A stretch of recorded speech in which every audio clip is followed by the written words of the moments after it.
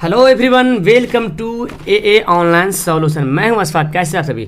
तो पिछले बार तो आपका क्लास साइंस की नहीं हो पाई थी, तो ये केमिस्ट्री में यानी कि 2020 का फर्स्ट सेटिंग में जो केमिस्ट्री में जो सवाल आया था, इंपॉर्टेंट सवाल, उसका मैं सवाल और जवाब दोनों यहाँ पे आपको पेश करूँगा।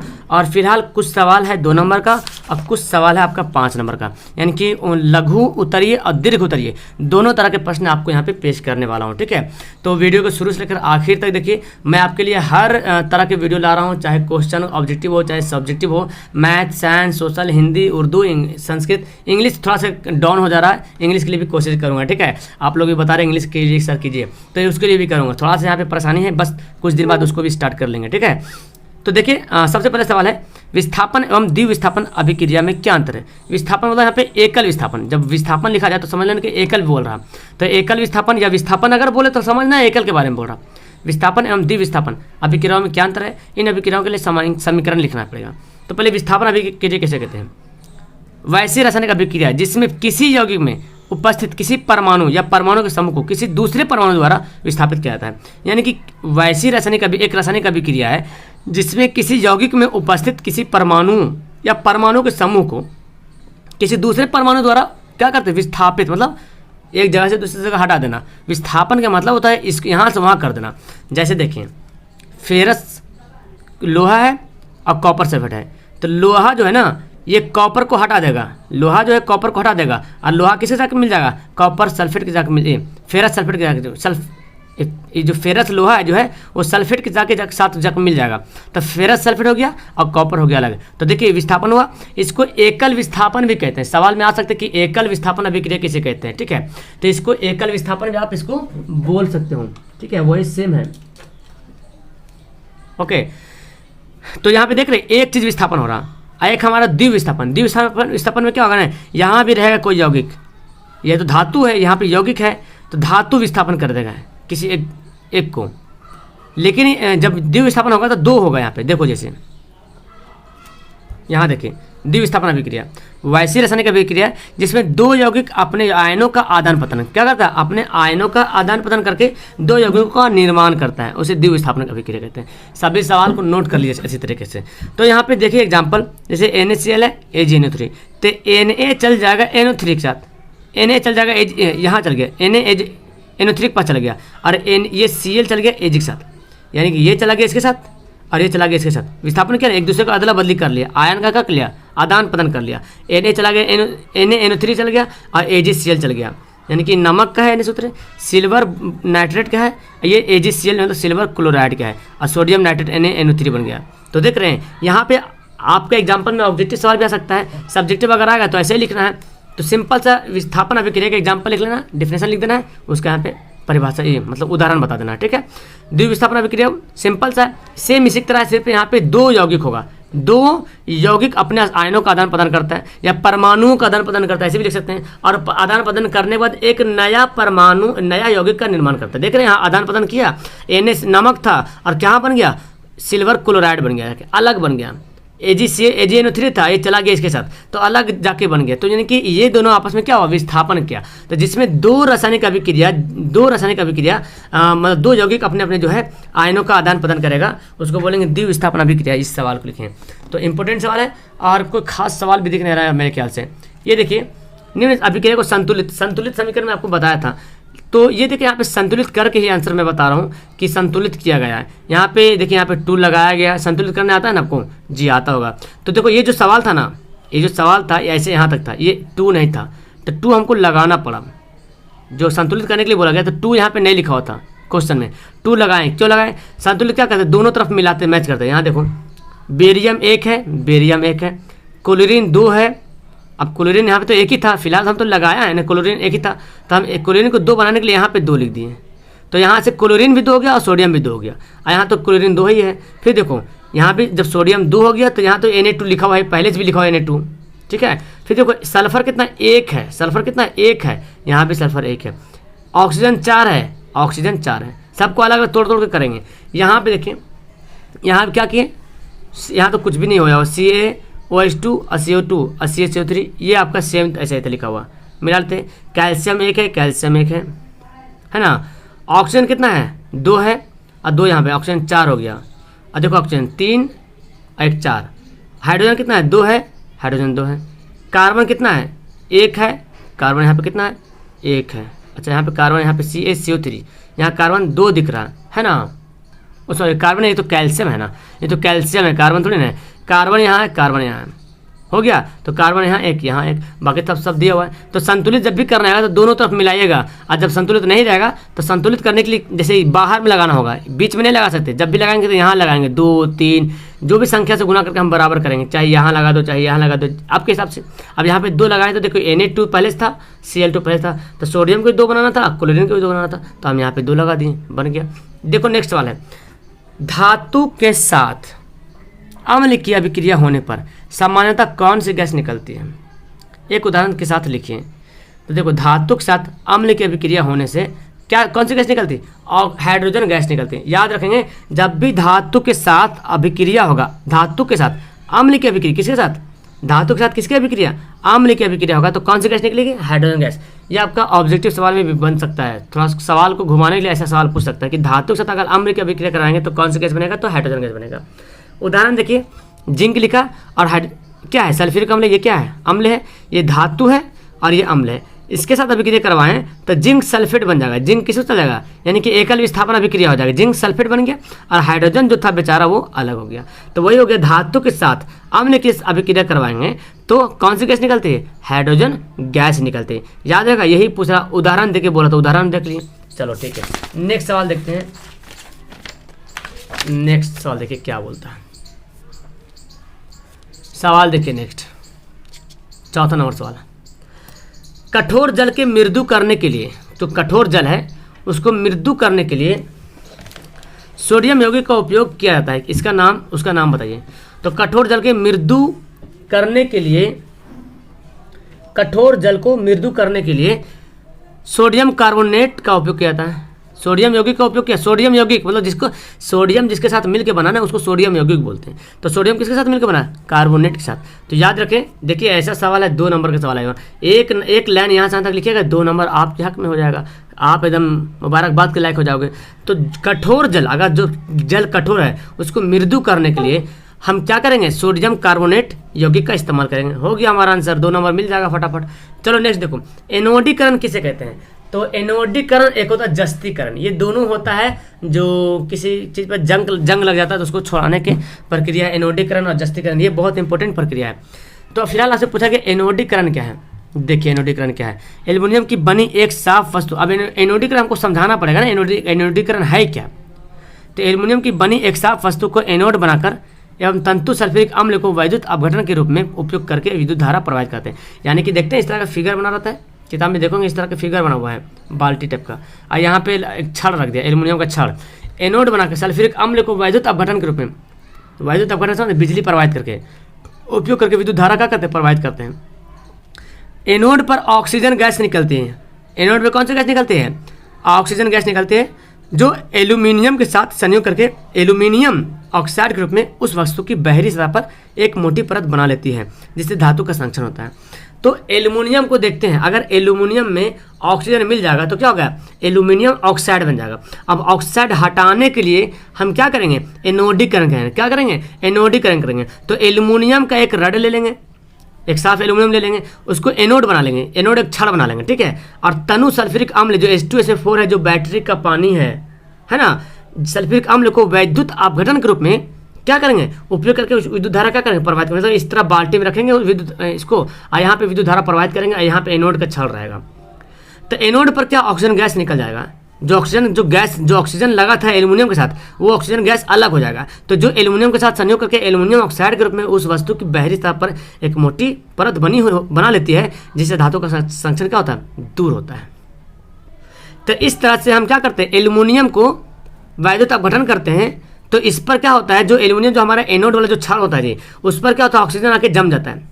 जब ऑक्सीजन आके जम जाएगा तो बाहरी संरक्षण से क्या होगा, बच जाएगा, उसको बोलते हैं एनोडीकरण। जैसे जस्तीकरण क्या कहते हैं, जस्ता को चढ़ाते हैं, है ना, कोई तांबा या कोई लोहा का कोई सामान है उसको जो उस पर जस्ता जिंक चढ़ा दिए तो जस्तीकरण बोलते हैं। इस पर एनोडीकरण कर दिए, यानी कि एनोडीकरण कर दिए, विद्युत धारा प्रवाहित करके सल्फ्यूरिक अम्ल में जब ऐसा करते हैं तो ऑक्सीजन गैस जो है एनोड पर मुक्त नहीं, कहाँ पे निकलते हैं, एनोड पर। और एनोड पर मुक्त होकर क्या होते हैं, जो एल्यूमिनियम के साथ एल्यूमिनियम ऑक्साइड ग्रुप है जो है उस पर एक परत बन जाता है। एल्यूमिनियम के साथ जो है ना परत लगता है देखने में एल्यूमिनियम है, लेकिन ऑक्सीजन के साथ एक परत बन जाता है।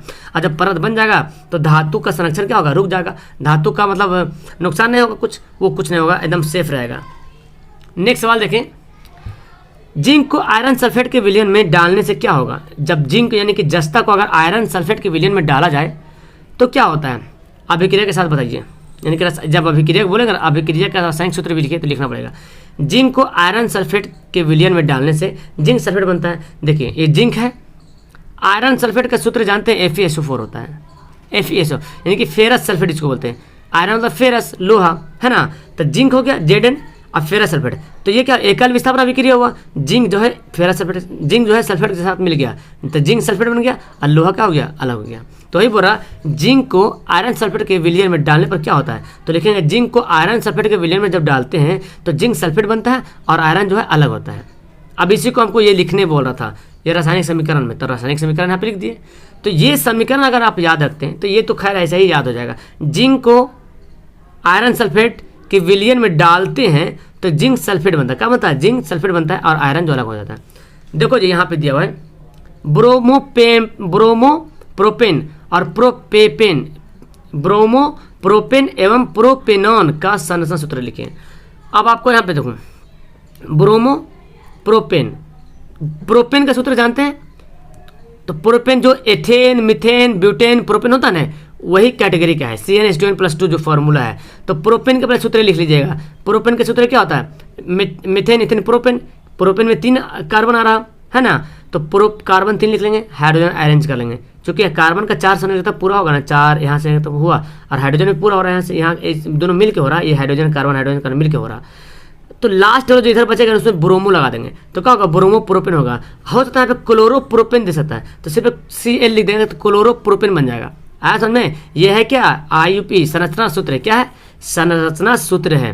कभी कभी तो सवाल ऐसे ही दे देगा और बोले इसका IUP से नाम लिखिए, तो IUP से नाम कैसे लिखेंगे, 3 चीज देख रहे, 3 कार्बन, तो तीसरा नंबर पर क्या होता है, मेथ एथ प्रो ब्रो पड़ेगा नहीं, मेथ एथ प्रोप, तो तीसरा में प्रोप आ जाएगा प्रोपेन। और यहाँ पे देखो ब्रोमो है, ब्रोमीन है तो ब्रोमो बोल लेंगे, क्लोरीन है तो क्लोरो हो जाएगा, ठीक है। तो ब्रोमोप्रोपेन का सूत्र याद कर लीजिए, इस तरह से bromopropane, bromo ethane, bromo butane सब हो जाएगा, ठीक है। जो फॉर्मूला रहेगा एथेन मिथेन ब्यूटेन का, प्रोपेन का, हेक्सेन का, सब में ब्रोमो जोड़ेंगे तो वो बन जाएगा। और लास्ट में हाइड्रोजन को हटा के खाली Br जोड़ेंगे, बन जाएगा ब्रोमोप्रोपेन।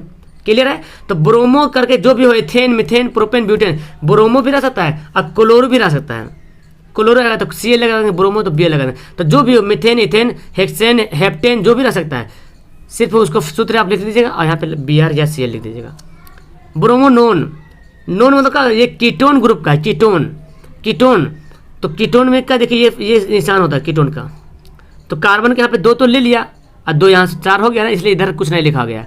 कीटोन का ये होता है आपका क्रियाशील समूह होता है ना, कीटोन का ये होता है, कहाँ गया उल्टा बना दिए, ये कीटोन का क्रियाशील समूह है ये कीटोन का। तो ये हम कार्बन दे दिए, कीटोन बन गया, तो कार्बन तो यहाँ पे हमारा 2 हो गया, 1 हो गया, 4 हो गया इधर पूरा, ये देखो 1 2 3 4 पूरा हो गया, ये 4 पूरा हो गया। और यहाँ पे प्रोपेनॉन, तो प्रोपेन लिखे ना, प्रोपेन, क्योंकि प्रोपेन में तो 3 कार्बन आएगा, 3 कार्बन दे दिए। अब प्रोपेनॉन लिखा मतलब कि कीटोन ग्रुप का है, किस ग्रुप का है, कीटोन ग्रुप का है। तो कीटोन के लिए हम ये वाला यहाँ पे ऐड करेंगे तो एडजस्ट हो जाएगा, हमको एडजस्ट करना है, तो यहाँ पे एडजस्ट कर दिए और ये कीटोन का यहाँ पे लगा दिए। तो इस तरह से आप प्रोपेनॉन और ब्रोमोप्रोपेन इस तरह से बनाने आपको आ गया होगा। ओके नेक्स्ट देखो, अब आपका सवाल जो है वो लॉन्ग सवाल है। देखिए सवाल क्या बोलता है, दीर्घ उत्तरीय प्रश्न, 5 अंक का मिलेगा। वाह, अब 5 अंक आपको मिलने वाला है। बेकिंग सोडा का रासायनिक सूत्र लिखिए, इसके बनाने का विधि बताइए एवं गुण उपयोग सब लिखना है बेकिंग सोडा का। तो देखिए सवाल जाओ, देखिए बेकिंग सोडा का रासायनिक नाम सोडियम कार्बोनेट होता है, सोडियम हाइड्रोजन कार्बोनेट दोनों नाम है, सोडियम कार्बोनेट या सोडियम हाइड्रोजन कार्बोनेट, क्या होगा sodium hydrogen carbonate baking soda, ठीक है। सोडियम कार्बोनेट जिसको धोने वाला सोडा बोलते हैं, ठीक है। अब देखिए बेकिंग सोडा का विधि बोलिए।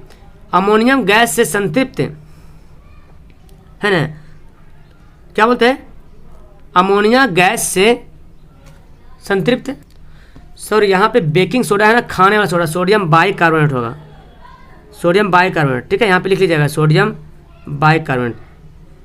इसका फॉर्मूला होता है NaCO3। तो सोडियम बाइकार्बोनेट बोलेंगे या सोडियम हाइड्रोजन कार्बोनेट, चूंकि हाइड्रोजन यहाँ पे लग गया ना, तो इसका सोडियम बाइकार्बोनेट और सोडियम हाइड्रोजन कार्बोनेट दोनों बोल सकते हैं। बेकिंग सोडा का नाम हो गया, ठीक है। अब बेकिंग सोडा का विधि देखिए कैसे बनाते हैं। अमोनिया गैस से संतृप्त नमक के संतृप्त जलीय विलयन में CO2 गैस जब प्रवाहित करेंगे तो क्या बनेगा, बेकिंग सोडा बनेगा।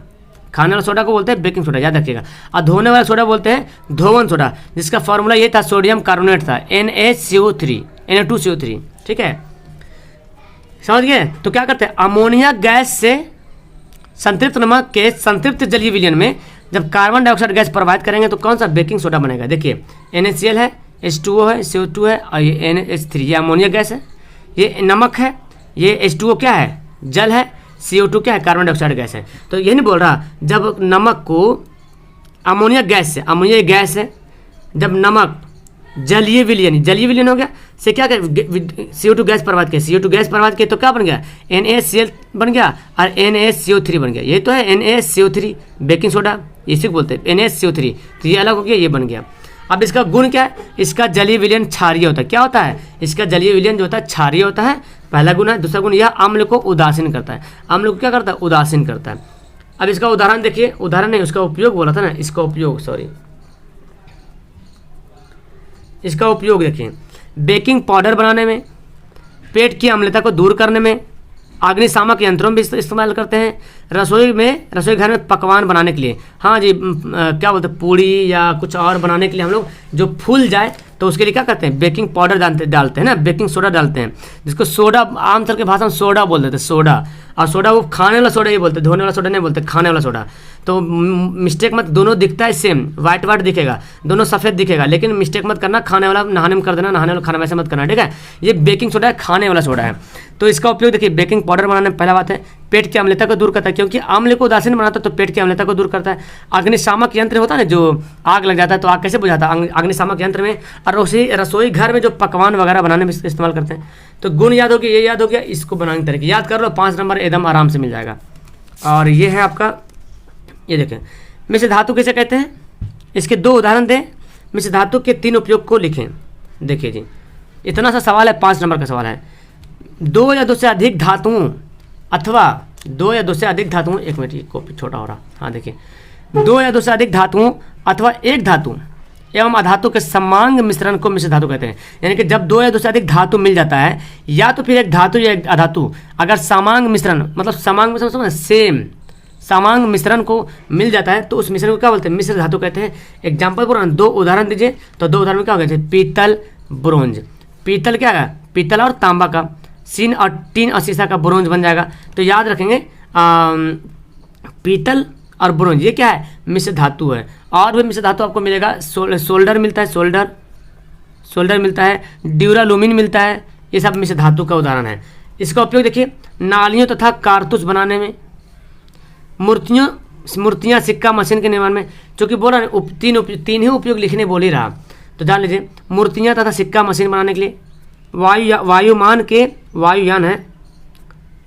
ढांचे है ना, ढांचा होता है ना, जो बॉडी उसका, वायुयान एरोप्लेन का जो ढांचा होता है, रसोई घर के सामान इत्यादि बनाने में जो इसका इस्तेमाल करते हैं। और क्यों नहीं कि मिश्र धातु में तो बहुत सारे, जैसे कि ड्यूरालुमिन आ जाएगा, ड्यूरालुमिन में ज़्यादा करके 95% जो है एल्युमिनियम पाया था। ड्यूरालुमिन में 95% Al पाया था एल्युमिनियम में, बाकी और भी धातु पाया था। तो एल्युमिनियम, तो सिंपल से जान, ड्यूरालुमिन का उपयोग वायुयान के ढांचे वगैरह बनाने में, तो ड्यूरालुमिन एक तरह से क्या हो गया, मिश्र धातु हो गया। तो मिश्र धातु इस तरह बनाया जाता है। पीतल मतलब बर्तन बनाने में भी मिश्र धातु को इस्तेमाल करें, मूर्ति बनाने में देखते हैं, मूर्ति वगैरह ब्रोंज का बना होता है मूर्ति, है ना। तो याद रखेंगे, नालियाँ और करतूस बनाने में, मूर्तियाँ सिक्का बनाने में, मूर्तियाँ या सिक्का, यहाँ पे मूर्तियाँ या लिखेंगे, दोनों उपयोग है। मूर्तियाँ सिक्का बनाने में, वायुयान के ढांचे बनाने में, रसोई घर के सामान इत्यादि बनाने में, ये सब आपका किसका उपयोग किया था, मिश्र धातु का उपयोग किया गया है। समझ में आ गया। देखो 5 नंबर का सवाल लघु और दीर्घ, मैंने आपको दोनों सवाल बता दिया है। आपको अगर ये समझ में आ गया तो नीचे कमेंट जरूर करना, ठीक है, और अपने दोस्तों को शेयर जरूर कीजिएगा, ठीक है। तो कैसा लगा आपको वीडियो नीचे बताइए जरूर, नीचे लाइक कीजिए, लाइक का बटन दिया हुआ, लाइक करके मुझे बता सकते हैं कि कैसा लगा, और कमेंट करके भी अपने इजहार ख्यालात का आप कर सकते हैं यहाँ पे, ठीक है। ओके, मिलता हूँ नेक्स्ट वीडियो में। That's all, thank you everyone, have a nice day.